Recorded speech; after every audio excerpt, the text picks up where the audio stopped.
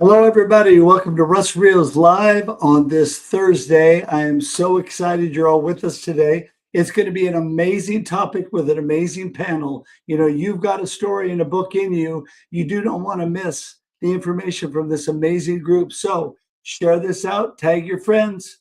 Here we go.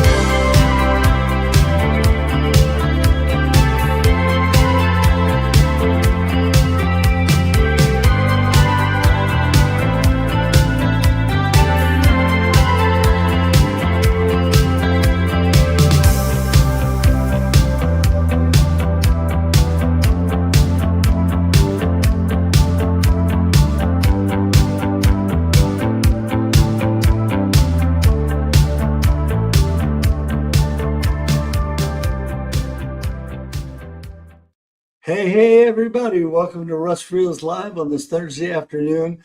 I am so excited for the show. So many amazing authors are here with me today. And you know what?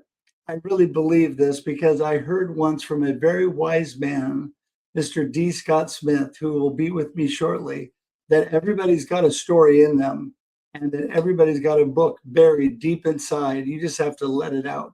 We're going to talk about that today because you have a story. And you need to tell that. And you'll learn from these authors about their stories and what they've done and how they went through it. So maybe it will help you out in the process. So super excited about the show today. And I tell you, this is one of my favorite shows because we have so many amazing people that come together. It's every Thursday, 4 p.m. Pacific Standard Time for your viewing and listening pleasure. That's right. Not only do we go live at 4 p.m. Pacific, but then it sits on LinkedIn and YouTube forever, Facebook for 30 days. So you can go back and watch it forever. And that's a reason you really want to join our YouTube community. I'm telling you, because that is where the magic happens and we keep it all together. And how you do that? You go to russreals.live. Man, if you know the name of this show, it's not going to be too hard to find it. russreals.live will take you directly to our YouTube page. And I'm telling you, it's growing, it's booming, it's blasting with amazing people. So not only can you have thousands of people that you can learn from and gain value from, but you can also find out information so you can connect to those people as well. So do that today. Go to russreals.live. Appreciate you for doing that. This show, again, is every Thursday, but after it goes live and it sits on social media forever, guess what? There's more. What? You're kidding me. Yes, there's more.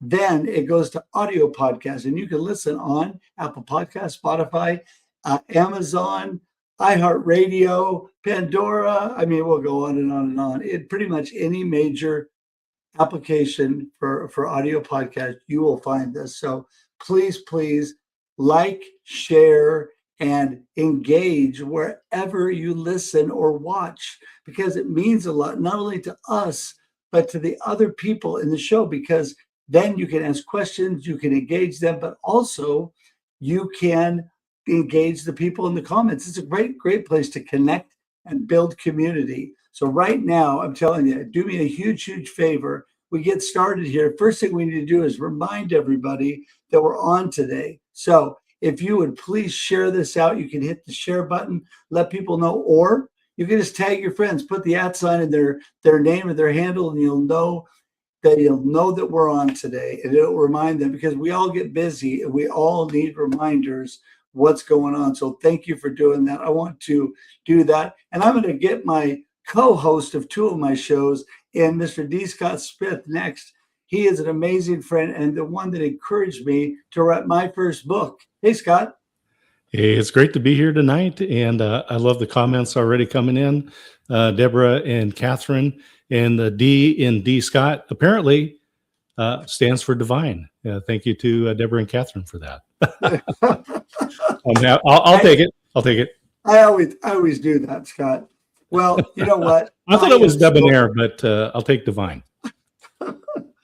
I'm just, I'm so blessed by you because I never thought that I would write a book until you encouraged me and really kind of gave me a little nudge in that book writing direction. And now, between my anthologies and my solo books, I'm up to 6 and working on my 7th.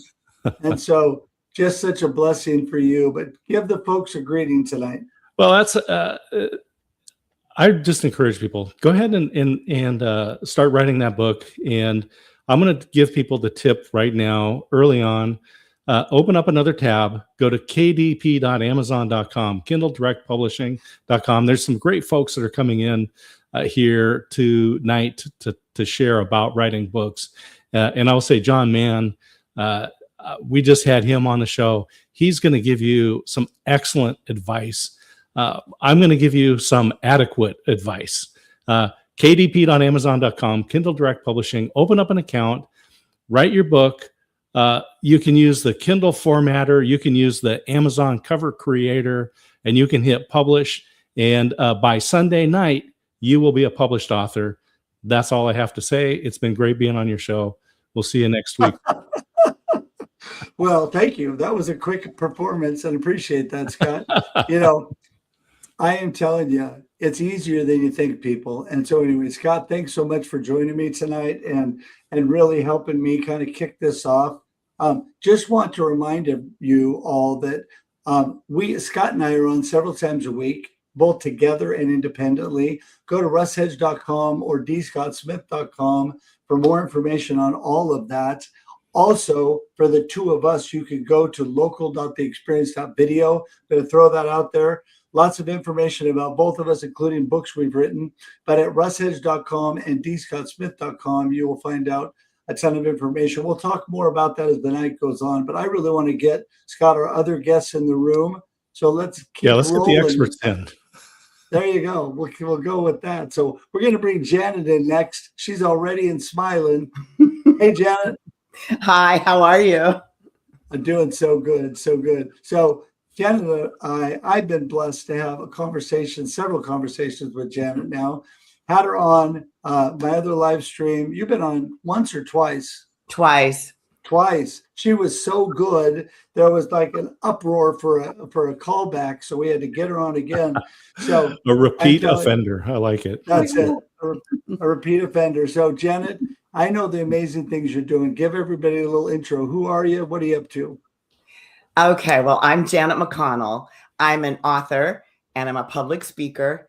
I am a senior division bodybuilding competitor. I'm turning 70 in 2 months. I'm a fitness coach and a longtime student of reinvention.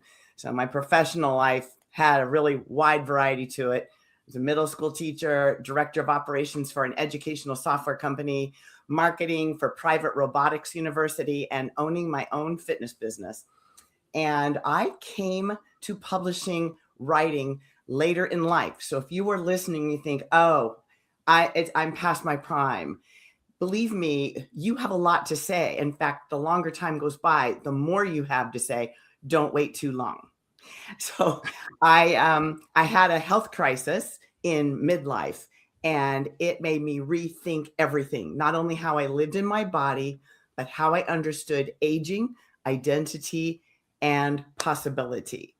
Russ, do you want me to talk a little bit about my book, or are you going to circle back? We'll circle back on that, but I want to tell you, it's a pleasure to have you on. And all those, let me see a show of hands who all agree that Janet looks nowhere near 70. So let's just go with that. We can agree with that right off the bat. But no, I love what you're all about. Okay, next we're going to get Tammy in, amazing author as well. Hey, Tammy. Hi, Russ. Hi, D. Scott Smith. This is the first time we're meeting.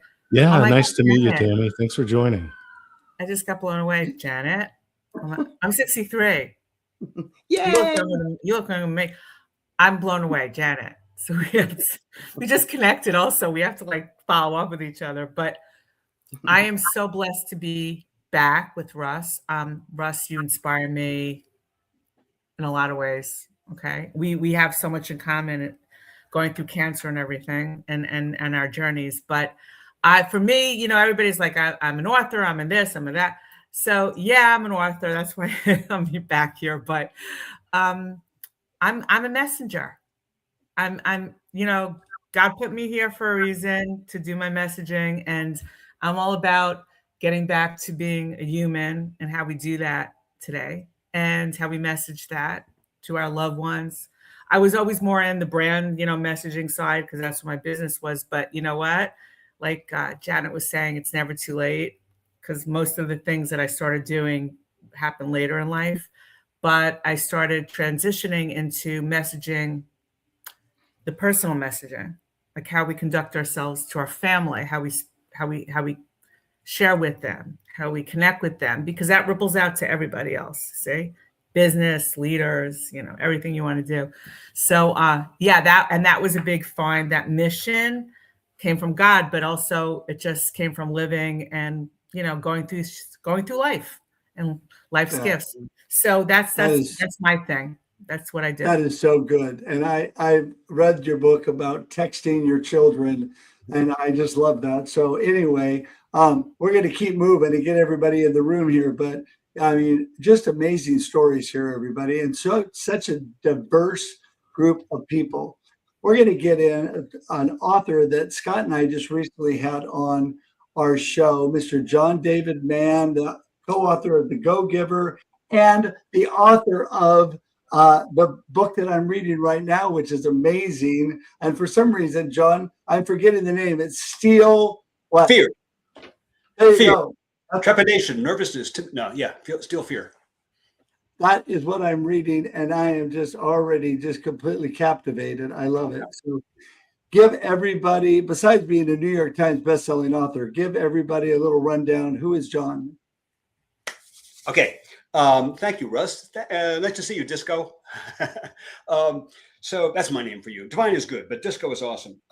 So yeah, my name is John David Mann. I'm an author of somewhere north of 40 books, but I'm totally with Janet about the whole reinvention thing. I am a big fan of reinvention and a big unfan of the illusion that we're already cooked, baked, and done, and we can't really change because of our age.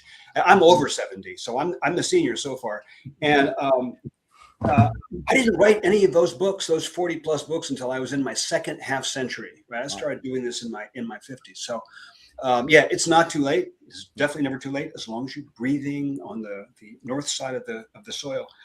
I'm best known for The Go-Giver, which I wrote with my friend Bob Berg.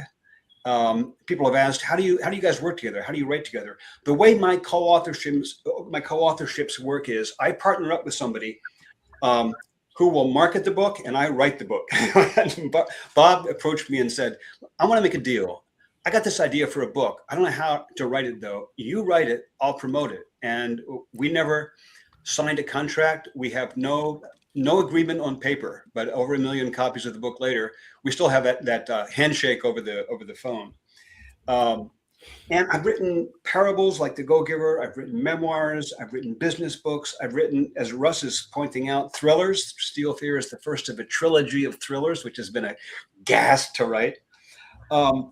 But I also did not start out as a writer. I started out as a musician. I played the cello as a composer. I started a school. I was an educator. I did a bunch of stuff. And there was never a moment where I said, I'm going to be a writer. I just kind of backed into it. So here I am. I guess in the second half of my century, as I said, I figured out what it was I was put here to do. And this is it.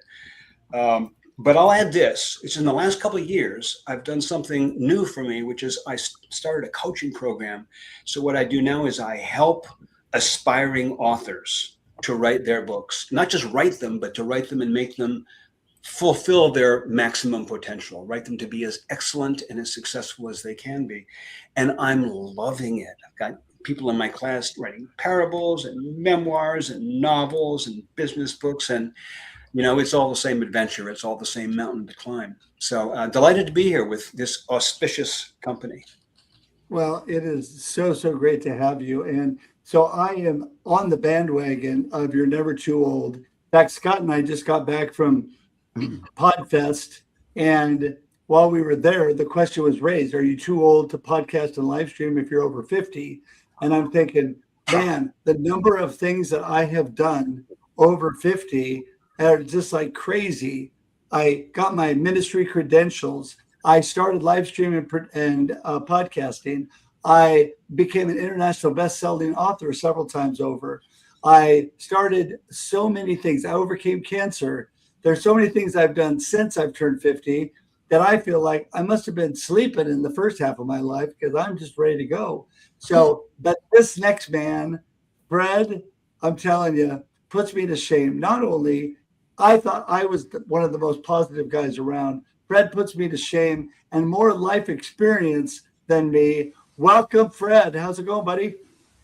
Well, look, Russ, you and Scott, how did you put this magnificent? Look at these two beautiful ladies and this wonderful guy writing mysteries and all of this kind of stuff. And yeah, Bob Berg is a fan. I truly like Bob. He's a true friend, and he's a great guy. We do a lot of stuff back and forth on LinkedIn, but and Tammy, you're just a beautiful lady, and your story is great.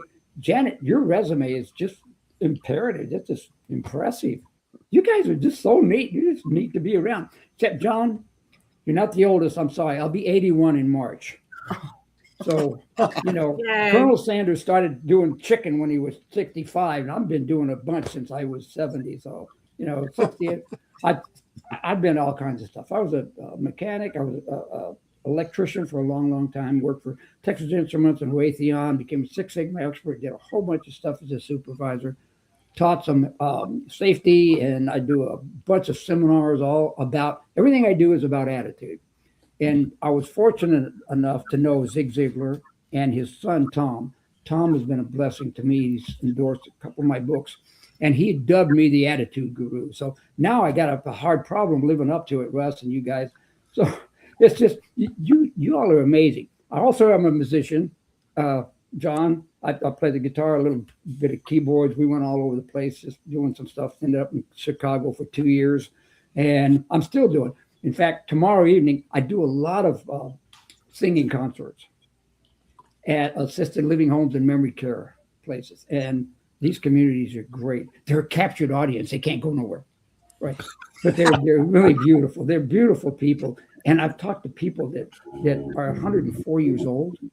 They were World War II pilots. They were nurses in the war. They were all this. They have stories that were just, they're wonderful to be around. And so, luckily, I just published my 4th attitude book, and it came out on the 10th of this month. And I've got 3 others that I've done. I've also co-authored one with a couple other guys. And just like you said, none of you guys figured you kind of backed into being an author, because I was kind of thought that'd be kind of fun, but just somehow it started doing it. So here we all are, a whole group of wonderful people sharing our stories by books, speaking, and being on podcasts like this. Thanks, Russ. Scott, you guys are beautiful people, man. I love you guys. Well, I'm so glad you're on tonight, and we're going to talk more about your latest book, which I was blessed to be an endorsement on. And so appreciate that so much, Fred. And Fred was an endorsement on my latest book, Life Happens and Then You Choose. So thankful for Fred on that. Fred, I got to tell you real quick before we jump back to Scott here. You don't know, well, you probably do know, but people don't realize what a blessing it is for people like yourself that go in and joyfully just engage seniors in senior living homes, memory cares or whatever. My mama ended up passing away in her memory care with Alzheimer's, but she had a lot of life in her all through the first couple of years. And Scott knows, because there's tons of hashtag happy moments with mama videos that I took with my mama. And so she still was entertaining people, playing the piano, singing for people in her memory care. So there's a lot of life left in them. But Scott, okay, I want to get back to our topic. We're all talking about amazing things that we do and amazing stories. And that's really what books are all about. Take it away. So I published the first book when I was in 2018. And I'm one of the kidlets around here. So I'm 64, so older than Russ, but younger than Fred, so somewhere in that range. There was a research paper, and reach out to me, and I will send it to you. I'll send you it's called "What Kind of Genius Are You?" And what they looked at in the research was, when did people come up with these breakthrough ideas? And basically, those who published these great works or painted great paintings or whatever their masterpiece was, if they did it when they were young, in their 20s or so, that was kind of it. And what they found was the ones who started publishing later, 50 plus, or creating, painting, composing, the body of work was much richer, much more in depth, and much more. So, age is, as they say, just a number. But I published the first book in 2018. And the reason I did is because I had something to say. And I will say, this is one of the most valid reasons that people should write a book, publish their book. Because there's only 3 reasons why you publish a book. You have something to say, you have something to sell, like, you're a coach or a consultant, or you have products, and it's the thick business card, or you're trying to get royalties from the books. And if you want to do that, talk to John and get into his coaching program, because you need to work with someone who's done that before. But I would say, just to publish a book to add to your legacy, to your body of work, is worth it. And think, if your grandparents or great grandparent, if one of them had written a book, and it doesn't matter what it was, it could be a business book, a fiction book, could have been family, just memoirs. If you had that book today, you would treasure that. And think about your generations, children, grandchildren, great grandchildren. And they say, oh, this was the book that that my great aunt Tammy wrote, right? And just think what that means to them, right? I mean, we're gone, but think about what it means to them. And so that's why I encourage people. I said at the beginning, kdp.amazon.com. If you have a phone, dictate your book, get it transcribed and edited, get some friends to help you, and publish it. The last thing I'll say is I had a professor, my finance professor in college. He taught from his own book, and he mentored the junior professors to say, when you're doing your research chapter 1 and research chapter 2, and when you publish that, and eventually you'll be able to compile those into a book. So today, if you publish a 20-page book on Kindle, think of that as chapter 1. Then in a few months, publish chapter 2 or chapter 5. And eventually you can compile those and get them edited and build a nice cover and do a good job. But once you start, you will be addicted, and you're going to be like John, publishing 40 some books, 70 books. I don't know how many books John has in him. They're going to keep coming. Yeah. Well, He's only 40, right?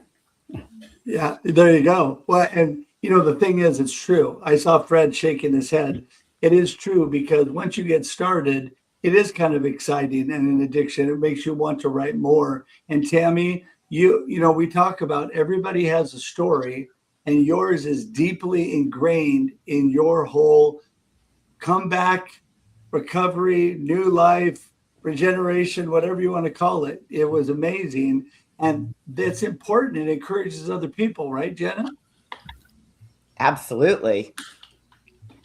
I'm thinking that one of the things that happens is you think you're writing a book because you have something to say, and you end up answering your own questions about yourself. I mean, These days I'm asking myself, what are the stories I tell myself? And what is a story that's holding me back? And what are the ones that need some alchemy so that I can make a difference for other people? But then it ends up changing you. It's such a crazy trick you play on yourself. Yeah, no, totally. It is. And, I want you to mention, again, the name of your book and where people get it real quick, because we're going to keep doing that throughout the show. Okay, well, this is my book, Elements of Aging Well, My Journey So Far. I wrote it when I was 65. So something there is in that's a message for those of you that are hesitating. I literally woke up on my 65th birthday at 4 a.m. with this gasp of air of, how much longer am I going to wait? Am I going to wait until I'm 70? When am I going to write this? Stop talking about you're going to write a book and write a book. And this is a KDP book, by the way. So I did exactly what you said, Scott, about what to do with writing a book and how to do it so easily. But it's about, first of all, the awakening I had when I had this health crisis, and then what I learned along the way and how I built myself back to health, and then went beyond where I was when I started into being really interested in healthy longevity and what it takes to go the long haul and have fun along the way. Well, and sometimes your adversity that you persevere through is going to be a huge, huge help for somebody else on the other side. And that is what your story is all about. And Tammy, you really opened up with technology today and problems of communication. I love your book about texting your sons. And, you know, you can talk about whatever you want, but I'd love for you to highlight a little bit about that part of your story. Well, so my book is Text Messages to My Sons, a guide to using mobile devices to connect and communicate with your kids. But I have to be transparent. I never started out to be an author. I never thought of it. What happened was my first kind of mental shift happened at the start of the pandemic, when everything shut down and my external validation for my career, everything shut, right? And I realized I wasn't okay. I wasn't doing well. I wasn't happy with myself. I realized I had a lot of sabotaging thoughts and limiting beliefs, but I didn't know. I just knew I was resentful and all this stuff. So I started immersing myself in programs and coaches and all kinds of really cool things. I was reading all the time. And I said, you know what? Like, they don't teach us stuff in school. Like, there's no courses that are like worthiness, gratitude, appreciation, like what limiting beliefs. We don't learn these things. Nobody talks about it, especially the generation I grew up in. So I said, you know what? My kids definitely, for sure. I mean, I was involved with their education growing up. They don't learn this, and I definitely didn't teach it to them. So I said, you know what? I want to share this, what I'm learning. I want to share with my kids. Like, I'm done at talking at them. I'm done with reminding them and reprimanding them. They were already, they were growing up. They were in their 20s. They weren't little kids. Tells you, what did Janet say? It's never too late, right? It's never too late to open up a connection. It's never too late to change a relationship. It's never too late to change a conversation or change how you are. You know, we can all do this. So I started texting them. And before I knew it, everything I was sharing, quotes and everything, I was just blowing me away. Things were blowing me away. You know what? Everything started becoming like from my heart. I was just like telling them how much I love them, how extraordinary they are, how worthy they are. And you know what? That really was a big shift, because I was never the empathetic. It was hard for me to say those things. So I built this like messaging habit, like James Clear style, all the way, like every day, how am I going to do this? And it made a difference in their life and my life, to the point where I self-published the first book, only book really written in text message format. And then I wound up doing a second edition because publisher got involved and said, this is important. And my kids wrote the foreword because it matters to them, to know they matter, to know they're seen, to know that somebody loves them enough to do this. It makes them bulletproof. And the energy, like the exchange of when I send a message out, my energy shifts, and their energy when they're reading it shifts. I'm like, we could start a movement. You know what? You just need one parent, one person, one grandparent. Somebody just send a message to somebody, let them know they matter, but be consistent. So that's how it really came about. And I started realizing there's a big need for this today, because we're being overengaged. We're in algorithm fatigue, cognitive overload. We're being indoctrinated. We're getting a lot of misinformation. So our kids are. So how do you become that beacon of light? when I was diagnosed with breast cancer, the hardest thing I ever had to do, and like I know, Russ, you can relate to this, is tell your family, tell your kids what's going on. Okay. And I had triple negative breast cancer. It was a very scary diagnosis. But you know what started happening? Because I've been messaging them about resilience and life giving you gifts and accountability and all these really, there's no failure and God is with us. I've been messaging these things for years. And you know what? They told me, hey, Mom, we're strong. You're strong. We're going to do this. And they started messaging me. They were never, like, I never had the expectations for them to respond to any message I sent. But they really responded. They were asking me every day, what can I do for you? What do you need? They were messaging me. And it really came full circle because I realized God had me do this, to deepen the relationship with them, but the ripple effect of how I started communicating with my community, with my friends, with colleagues, with clients completely changed. But I realized, and Dana brought this up, I realized God had me doing these messages for years because I was talking to myself the whole time. I was connecting to myself. I didn't know when I started this. So that's the full circle moment. And that's my mission. That's all. That's what I talk about. Yeah, that's so amazing. So amazing. You know, John, you have had so many different opportunities to just write with other people, and it's just probably opened up a wealth of information for you. Talk about the benefits of writing, not just for yourself, but working with others. Oh, yeah. That is for sure. You know, D. Scott said there's 3 reasons to write a book. You write because you have something to say, or you've got something to sell, or you want to earn some money. You want to earn some royalties with it. And those are great. And what I would add to that is, if you got something to sell and that's why you want to write a book, because like you're a coach or you're a leader or you're you have some skill or expertise or experience that you want to share, you write a book because you have something you want to sell.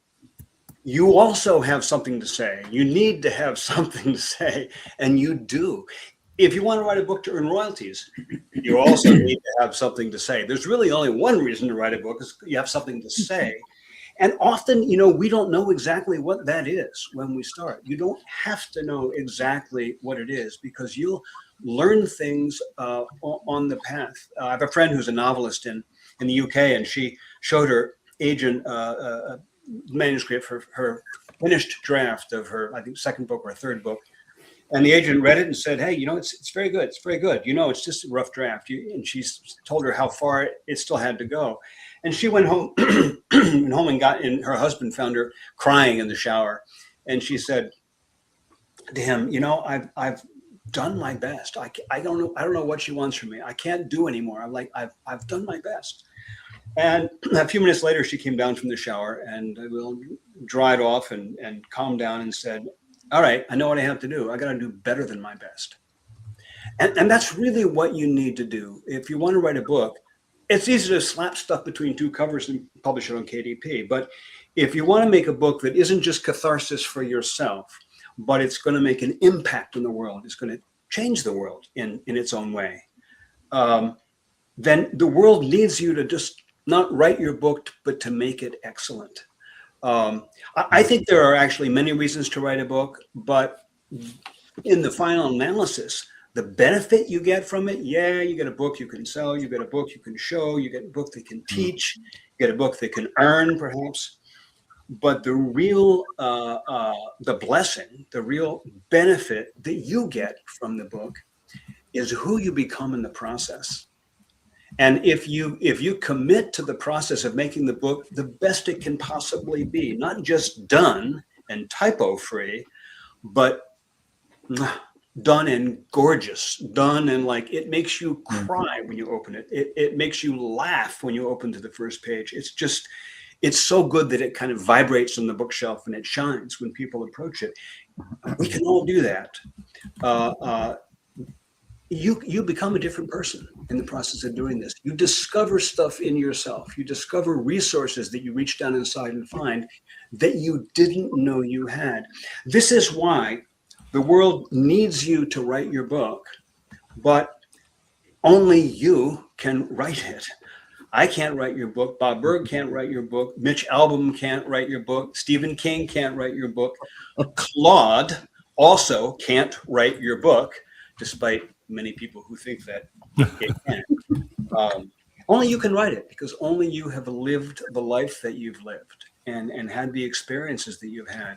And in that, you may have 1,000 thoughts about stuff that could be in your book, but there's like 1 or 2 or maybe 3 core things in your experience that are really at the heart of what you have to say. And you need to find it. That's all. You need to find it on the page. Yeah, so good, I so didn't answer good. your I question love at all, Russ. I didn't What was answer your that? question. I didn't answer your question at all. Sorry about that. No, you are perfect. You're perfect. And you know what? We're just going to let Fred take it from there because he's just boiling over here. Go for it, You guys are Fred. amazing. The advice you just gave, John, is just solid, so solid. And Tammy, Janet, both of you ladies, that's right. We all have a story to tell. And whether you do it just for money or just because you want to write a book, every book that you do write, regardless of your reasons behind it, you have something to say, right, John? Yeah. And in doing that, the result is it always helps somebody out there. Somebody will pick up that book and get so many nuggets out of it. So many, what I call, I do a story about pebbles, gathering a bunch of pebbles, and they turn into diamonds. And it's a beautiful story. It's out of Chicken Soup with a Soul.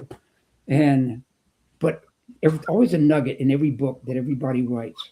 I don't care if it's a novel or whatever. There's always a saying or something. We always learn just by reading. And thank God there's a whole lot more people reading more today than they were, say, 10, 15 years ago. And it's great. I was so fortunate. Like I hadn't planned on writing a book. My first book came about this way. In 2000, now I think it was 4, I went into this, fast food drive-in place, and the little box on the wall, you say, "How can I help you?" Yeah, you can take more. So I told him what I wanted, and I knew the kid didn't understand what I said or didn't do it right. So when I got my order, I looked at it and I thought, what is wrong with these kids? They're just not listening. They're not polite. They're not this. They're not that. Good grief! And I was saying all the wrong things and thinking all the wrong things. God touched me on the shoulder and says, "Why don't you do something about it?" What am I going to do? He says, "You have your positive attitude. Change that into a direction for these kids, because they're not being taught how to say yes, ma'am, no, ma'am anymore much. They get all tied up in their texting and everything." And so I thought, well, what can I do? So I talked to Tom Ziegler, and he said, well, just break it down into 10 simple things that they could do. And it all comes down about their attitude, simple and pure. And it's about being polite, how you dress, how you look, how you carry yourself, the things you say, the way you learn, the way you speak. And it turned out to be my first book, which was Success with an Attitude. And then my next one was, because I was doing a lot of these seminars and stuff in assisted living homes. And a lot of these folks, and you two ladies, you're having bouts with cancer and all kinds of things. You too, Russ, my gosh. I had a bout with serious debilitating rheumatoid arthritis 30 some odd years ago and been blessed by it. But I was seeing all these seniors that were having health problems. So I thought, well, how can I write a book about health with an attitude and how important your attitude is towards your health? So I started going to these seminars that these oncologists would do at a huge hospital here, a training hospital for interns. And I would interview the doctors and oncologists after every lecture. I would go take notes and everything. I think, I didn't understand a word they said. It's way over my head. But I would walk up to them and I'd say, how important is your patient's attitude in their recovery in cancer? Every one of them, male or female doctors, they all said, oh my gosh, the patients with a positive attitude, they respond better to chemotherapy and radiation treatment. They heal faster, quicker, better, and more completely than those with a negative attitude. So I started gathering all this information that I could about attitude and health, and I read, and I went, like you say, all of you say, the more you want to write about it, the more you dig into it, and the more you learn, and the easier it is to write because there's so much to write about. Yeah. So you start writing this stuff, and it's just, and when I did publish the book, you know, I started sharing it with a lot of these people in these assisted living homes throughout a seminar that I wrote called, guess what? Health with an Attitude. And it's a lot of fun. It's a lot of fun. I love to tell stories and jokes. And I make a lot of humor in it. My PowerPoints they're not bullet point bunch of stuff. They're a lot of fun, but they get the message across. And I've had so many of the people I've gone back to tell me that, my gosh, just by changing my attitude, my problem hasn't gone away. It's not a cure-all, but I feel so much better. I have so much more energy. I'm willing to face these things. I talk to my doctor more abundantly about my case. They're more open about it with other people, and they share that. And that's just not only a blessing to me, I know it's a blessing to everyone out there. And then my third book, because I do a lot in management and stuff, and leadership has been lacking in one thing, caring about their employees. So Leadership with an Attitude came into play, and it's been a blessing also. And this last one that Mr. Russ helped me write, you know, I mean, he just was endorsed it with some beautiful words, and some pastors and priests and stuff has just really blessed me with their endorsements. It's called Faith with an Attitude. And I never thought I'd write a book about faith. And yet there it was, because in every one of my other books, the problems that I was trying to solve, I would always inject a Bible verse, because it always explained what I was trying to do better than anything else. And so that's how I ended up with my fourth attitude book. Well, and you do such a great job with that, Fred. And I want to talk a little bit more about your last book before we go. But let me jump back to Scott real quick.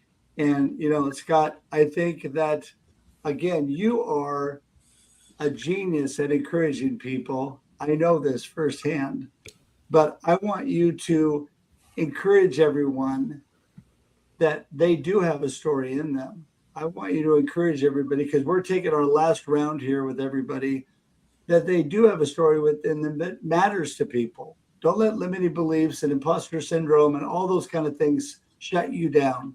Take it away, Scott. So when Russ graduated from college, and we actually walked together at Oregon State University on the very same day, we did not know each other until a few decades later, oddly enough, when we became friends and did this show. But Russ graduated from Oregon State University, and he got a job at a marketing company in Portland. There was a little upstart marketing company across the street, Wyden and Kennedy, and they came up with the world's best phrase and motto. And I think you should tattoo this somewhere where you'll see it. And that is, just do it. If you think you want to write a book, then just do it. And whether you're a morning person, you're a night person, or whatever, set the time up. But here's the deal. So I published a book called Influence, Creation of Credibility. It is an ebook only, and it's how to publish a book in 12 weeks or less, right? Write a book, publish a webinar, create a course. It's all in there, cheap on Amazon. But here's the biggest piece of advice that I recommend to everybody. If you want to write, make sure you are reading. Get books from every one of the people here and read current books. Go back and read classic books. And the best way to do that is to take the charger from your phone and put it somewhere that's not your bedroom. Yes. And if you have a chair, so I have in my office, I've got my lounge chair that I sit there every morning. That's where I read and that's where I journal. Don't put your charger there. Put your charger in the kitchen, and put your phone, put your tablet, put whatever it is.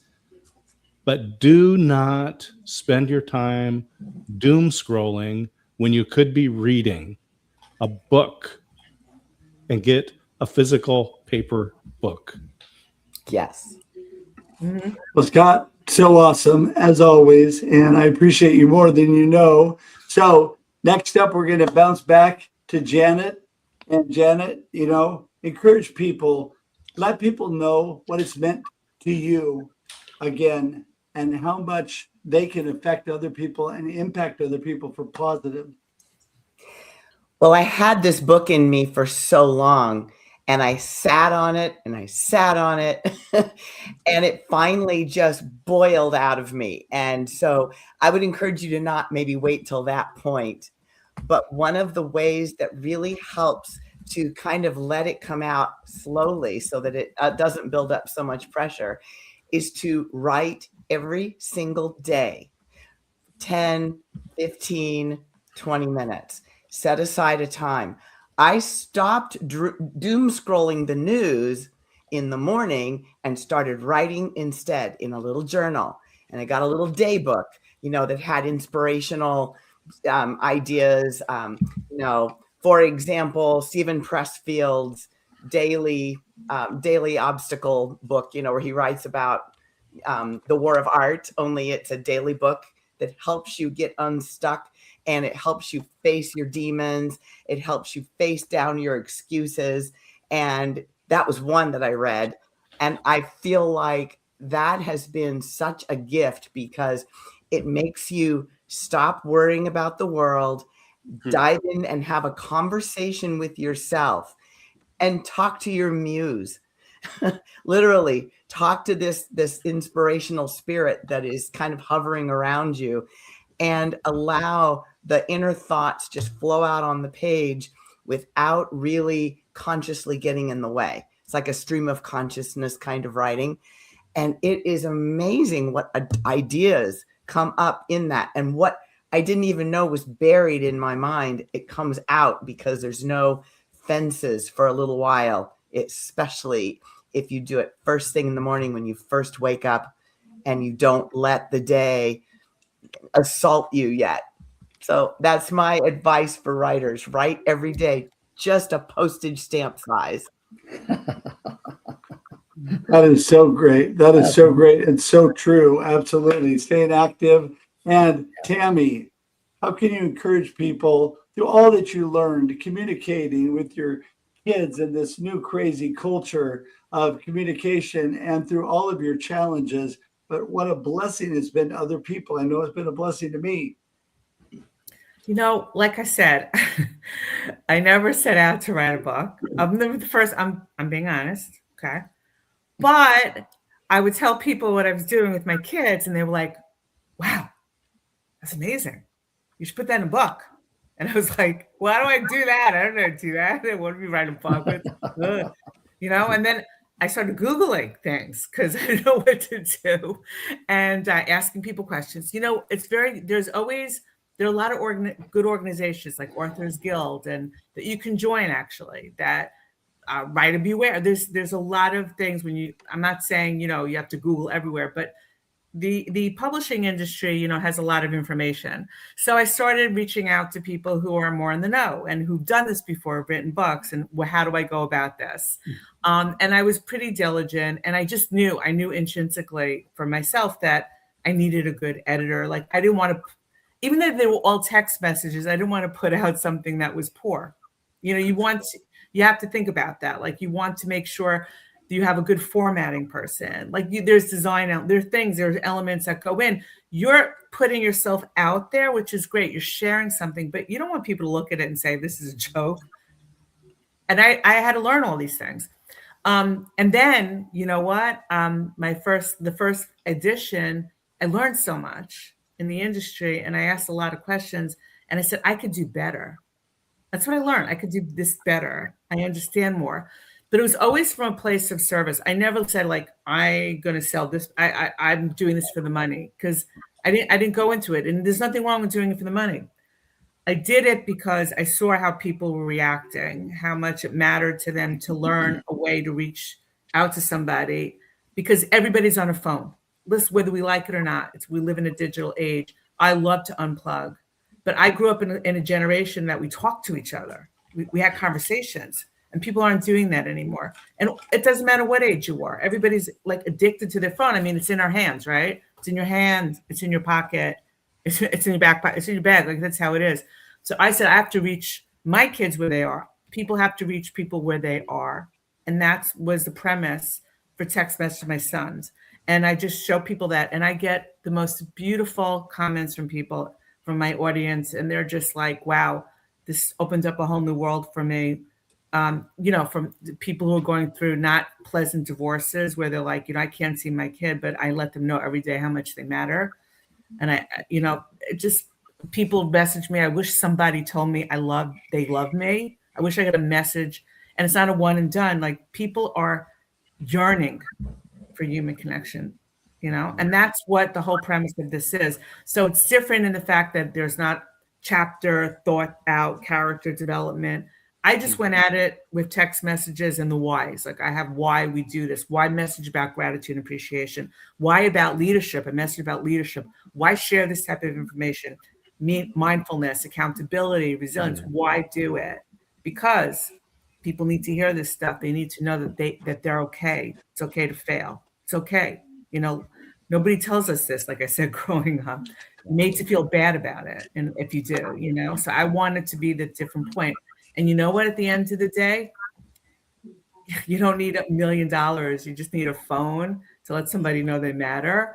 And if we each do it, one person at a time, that energy, that love energy, will change the whole friggin' energy vibration that's on this planet right now. One person at a time. Wow. Fantastic. Yeah, that is so awesome. So awesome. And that is true. We all make impact on our community and our sphere of influence. And you're doing an amazing job of that. And John, it's amazing that you've become a New York Times bestseller, but I bet that is not where the gratification really comes from. Really comes from the people that you touch, the people you're able to work with, and what you're really able to accomplish, right? Oh, yeah. And listen, if I could, I wish I had a yellow highlighter. I would first off, I'd highlight everything Janet said. Do it first thing in the morning when you're unsullied by all the world's input. Write every day. It's a rhythm. It's a habit. It's something you get into the habit of. And everything she said was golden.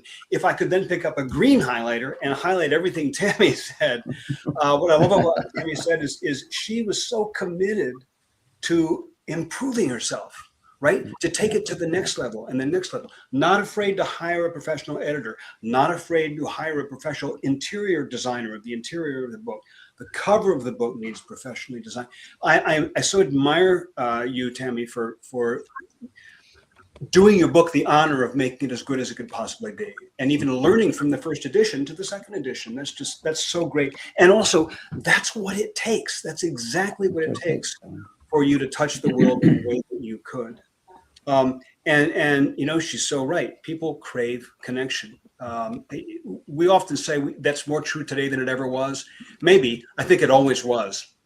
Maybe it's more true today than it ever was, but people crave connection. And when you write your book and a book is out and people are reading it, it's really interesting what people really want. Like if you go to a book reading or if you are on a podcast talking about your book or whatever, people want to hear about your book, but what they really want to hear about is you.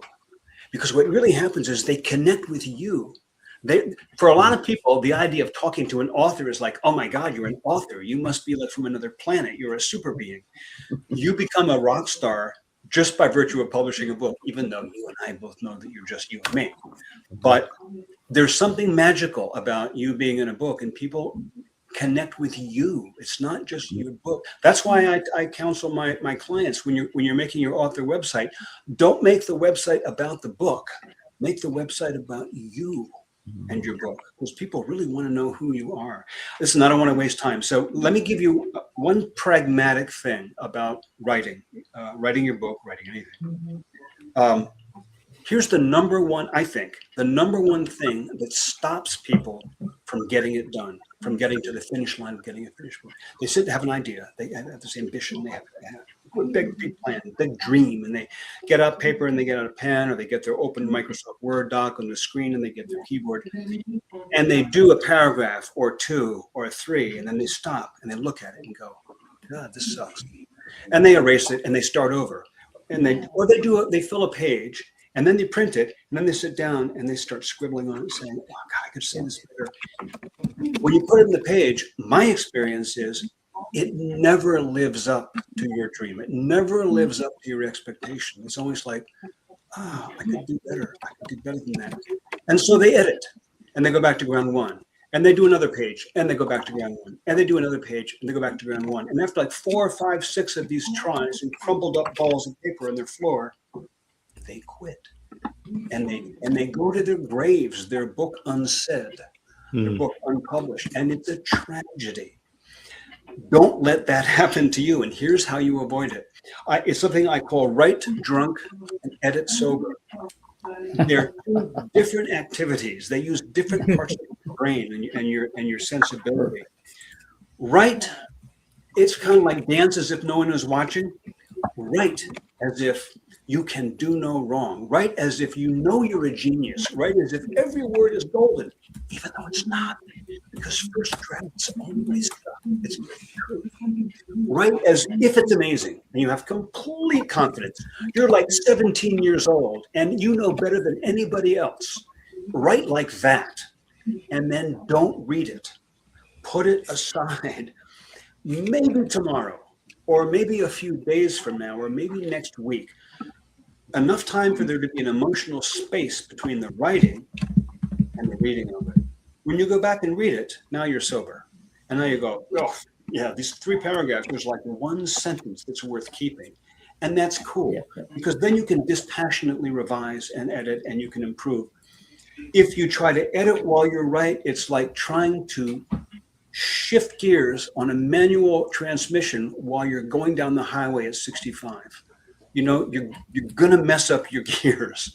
Or it's like trying to change your spark plugs on your car while you're on a highway. You can't do it. So give yourself permission to write nonsense, folderol, garbage, a very poor first draft. Go ahead, give yourself permission to do that. And then create an emotional space before you go back and look at it and say, well, this is pretty muddy, but I think there may be a few gems in there in the shining through that mud. Let me close that by telling you a quick story, which is when Bob and I finished The Go-Giver in 2004, I think, we had our finished manuscript.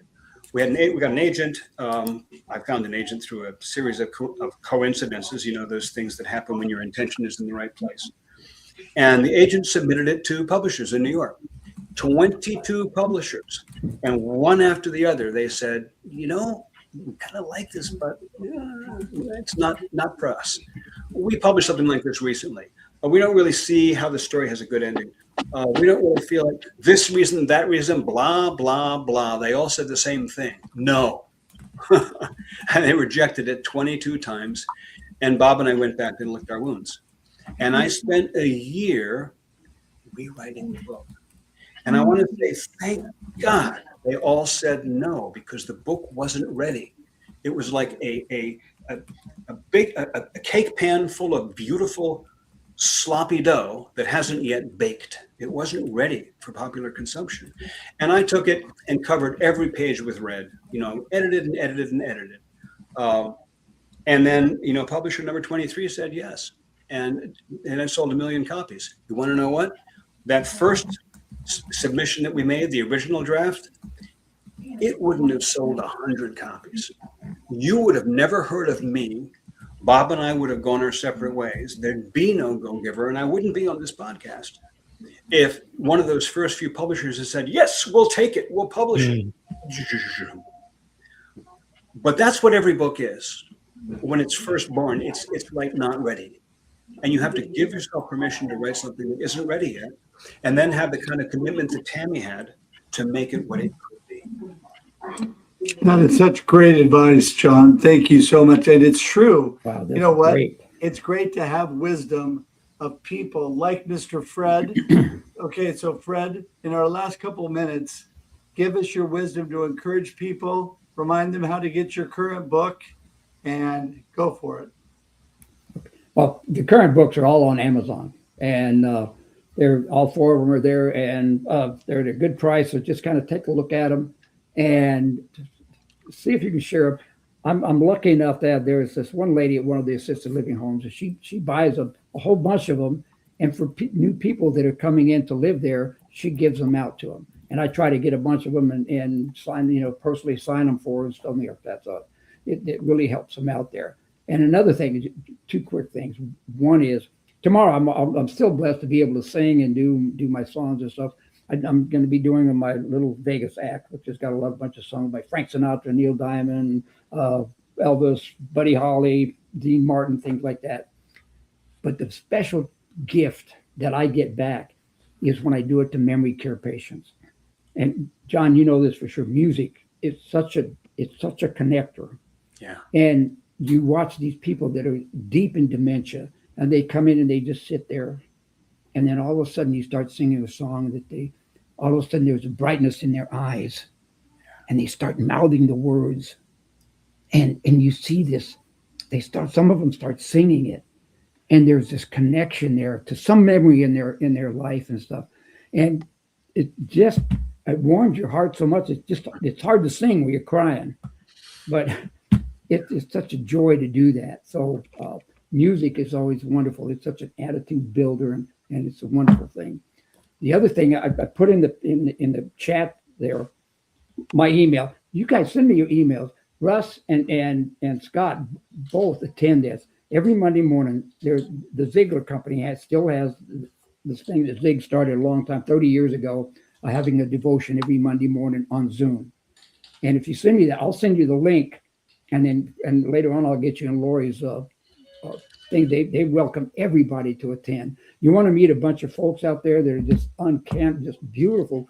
They're inventors, they're writers, they do everything. They're just a group of Christians that you love to be around. Isn't that right? Amazing group. It's an amazing group. Thank you, Fred, for telling me. Okay. So y'all do that. And so as far as everything else goes, just change your attitude, changing your life. Trouble is, if you change it to a bad attitude, it'll change your life too. But so make it go the other direction. All right. So God bless every one of you. I know time is short here, you guys. So love every one of you. It was a joy to meet you guys. It's just a joy to be around you all. Wow. And Fred, real quickly, tell them how to get a hold of your most current book. Okay, just go to Amazon.com and write in Faith with an Attitude by Fred Kimley, and it'll take you to that book and all the other three too. Awesome. And we have everybody's book links and connection information is in the comments, clickable. And wow, thanks so much, Fred. I appreciate you so much. I appreciate all of you. I want to tell you that I just want to say really shortly in about 1 minute here that I have been so blessed since Scott first encouraged me to write a book. I've been so blessed.